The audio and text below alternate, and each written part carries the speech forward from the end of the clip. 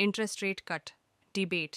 केंद्रीय मंत्री पीयूष गोयल के ताज़ा बयान ने इस बहस को तेज़ कर दिया है कि क्या आरबीआई को फूड इन्फ्लेशन में तेज़ी के बावजूद ब्याज दरों में कटौती करनी चाहिए। क्या reserve bank of India RBI को फूड इन्फ्लेशन में आई तेज़ी के बावजूद ब्याज दरों में कटौती करनी चाहिए। क्या आरबीआई को यह समझने की ज़रूरत है कि फूड इन्फ्लेशन यानी खाने पीने की चीज़ों की कीमतों का ब्याज दरों से वैसा सीधा रिश्ता नहीं है जैसा उसकी मॉनेटरी पॉलिसी में अब तक नज़र आता रहा है। ये सवाल इसलिए क्योंकि फूड इन्फ्लेशन बढ़ने के बावजूद ब्याज दरों में कटौती की सिफारिश इस बार खुद केंद्रीय मंत्री पीयूष गोयल ने की है। ध्यान रहे कि पीयूष गोयल कॉमर्स यानी वाणिज्य मंत्रालय जैसे आर्थिक विभाग के कैबिनेट मंत्री हैं और आर्थिक मामलों के अच्छे जानकार माने जाते हैं।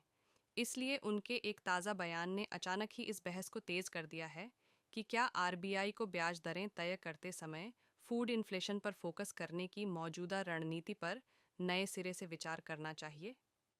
दरअसल यह सारी बहस पीयूष गोयल के जिस बयान से शुरू हुई है वह उन्होंने टीवी चैनल सीएनबीसी टीवी 18 के एक कार्यक्रम में दिया है। पीयूष गोयल ने गुरुवार को कहा, मेरा साफ तौर पर मानना है कि उन्हें आरबीआई को ब्याज दरों में कटौती करनी चाहिए। उन्होंने यह भी कहा कि ब्याज दरों के बारे में फैसला करते समय फूड इन्फ्लेशन पर विचार करने की थ्योरी पूरी तरह गलत, एब्सोल्युटली फ्लॉड है। हालांकि पीयूष गोयल ने यह भी साफ कर दिया है कि यह सरकार की राय नहीं बल्कि उनके निजी विचार हैं। लेकिन इसके साथ ही उन्होंने इसी साल जुलाई में पेश आर्थिक सर्वेक्षण में दिए गए उस सुझाव की याद भी दिलाई जिसमें कहा गया था कि भारत के मॉनेटरी पॉलिसी फ्रेमवर्क में महंगाई दर को टारगेट करते समय फूड इन्फ्लेशन को शामिल नहीं करना चाहिए। ऐसा इसलिए क्योंकि खाने पीने की चीज़ों की कीमतें डिमांड से ज़्यादा सप्लाई से प्रभावित होती हैं। इसके साथ ही पीयूष गोयल ने यह भरोसा भी जाहिर किया है कि दिसंबर तक महंगाई दर काबू में आ जाएगी।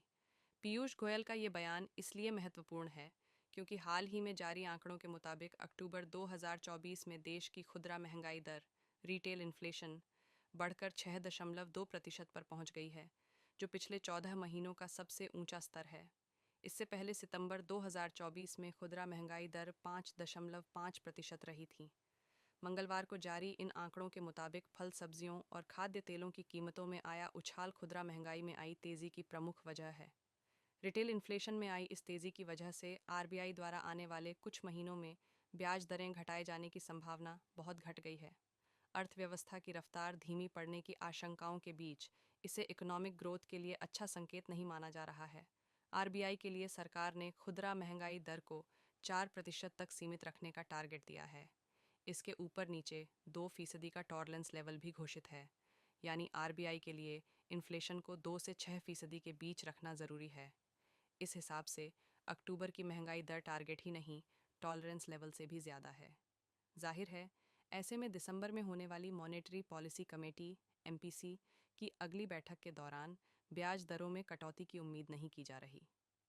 स्टेट बैंक ऑफ इंडिया के एक ताज़ा रिसर्च पेपर में कहा गया है कि फरवरी 2025 की एमपीसी बैठक में भी ब्याज दरें घटाए जाने के आसार काफ़ी कम हैं।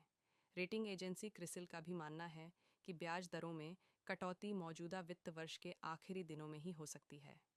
आरबीआई गवर्नर शक्तिकांता दास ने हाल ही में कहा था कि महंगाई दर के मामले में 4% का लक्ष्य हासिल होने के बाद ही ब्याज दरों में कटौती पर विचार किया जा सकता है। लेकिन आरबीआई गवर्नर ने जब यह बात कही थी तब तक वाणिज्य मंत्री पीयूष गोयल का ताज़ा बयान सामने नहीं आया था।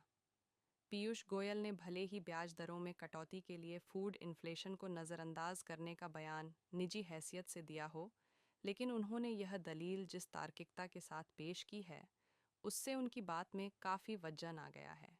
अब देखना यह है कि शक्तिकांत दास और उनकी मॉनेटरी पॉलिसी कमेटी एक बड़े मंत्री की वजनदार दलील पर सकारात्मक ढंग से विचार करते हैं या नहीं।